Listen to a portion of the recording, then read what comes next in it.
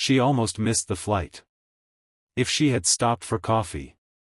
If the Uber had hit one red light. If she had chosen the aisle seat instead of the window. She would have never heard him say her name. And she would have never uncovered the truth her family buried 23 years ago. Because when the stranger sitting beside her leaned closer and whispered, "Emily Carter. I've been looking for you." Her entire life changed at 30,000 feet. If you love stories with emotional twists and shocking revelations, make sure you're subscribed. This one, you won't see coming. Let's begin. Emily Carter hated flying. Not because she was afraid of crashing.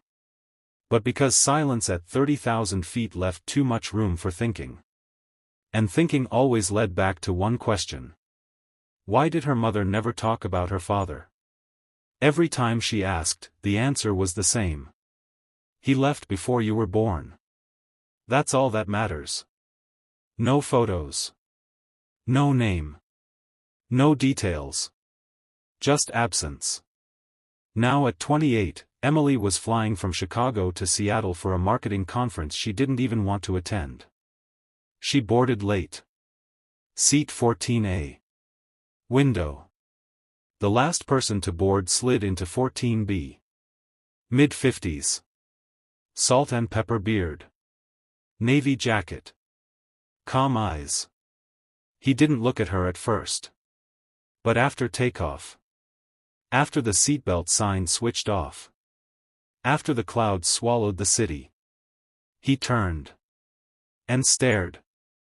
Not casually. Not accidentally. Intentionally. Emily shifted uncomfortably. Then he spoke. Emily Carter. Her stomach dropped. She had never seen this man in her life. "I'm sorry," she whispered. "I was hoping I'd recognize you," he said quietly. "You look just like her." "Like who?" He hesitated. "Your mother." Emily's pulse roared in her ears. "How do you know my mother?" The man inhaled slowly. "My name is Daniel Reed." The name meant nothing. Until he added. "I used to be your father's best friend." The word father felt foreign in her chest. "That's not possible," Emily said instantly. "I don't have a father." Daniel's eyes softened. "Yes. You do." For the next 10 minutes, the stranger beside her dismantled the story she had believed her entire life. Her father didn't leave. He disappeared. 28 years ago, Daniel and Emily's father co-founded a small tech startup in Seattle. They were young. Ambitious. Broke. But one night, after a business meeting, her father never came home. Police ruled it voluntary disappearance. No evidence of foul play. No body. No closure. But Daniel never believed it. "He would never walk away from your mother," Daniel said.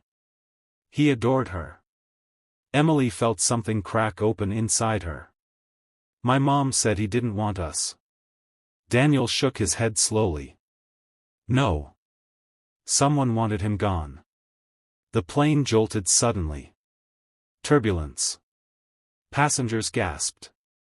But Emily didn't notice. Because Daniel was pulling something from his jacket pocket. An old photograph. 2 young men in a garage. Laughing. Arms crossed. Dreaming. "And this," Daniel said softly, turning the photo over, "is why I knew it was you." On the back, written in fading ink. "If anything happens to me, tell my daughter I never stopped loving her." Signed. Michael Carter. Her father. Emily's hands trembled. "He knew about me." Daniel smiled sadly.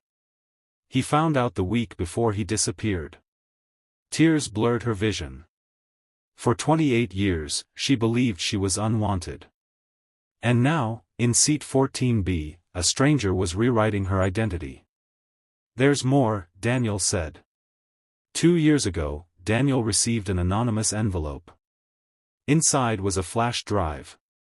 On it? Security footage from the night her father disappeared. The footage had never been submitted to police. It showed her father arguing with someone outside the office building. The video cut abruptly. The final frame showed the logo of a competing tech company, one that went on to dominate the industry months later. "They bought us out for almost nothing after he vanished," Daniel said quietly. "I think he found something he wasn't supposed to." Emily's world felt unstable. Not because of turbulence. Because the past wasn't dead. It was buried. And someone had buried it carefully. The captain announced their descent into Seattle. Emily stared at the photo again. All those birthdays. All those father-daughter dances she skipped. All those silent questions. A lie. "Why tell me now?" she asked. Daniel looked out the window. "Because the statute of limitations on corporate fraud expires next week." Emily's breath caught. "And you deserve the truth before it does." The plane landed. Passengers stood. Life resumed. But Emily remained seated. For the first time in her life, she didn't feel abandoned. She felt chosen. Chosen by truth. Chosen by legacy. Chosen by a father who never left. As she stepped into the terminal, Daniel handed her a business card. "Are you ready to finish what he started?" Emily looked at the skyline of Seattle beyond the glass. For 28 years, she had lived without a father. Now she was about to fight for him. And somewhere, someone powerful was about to learn.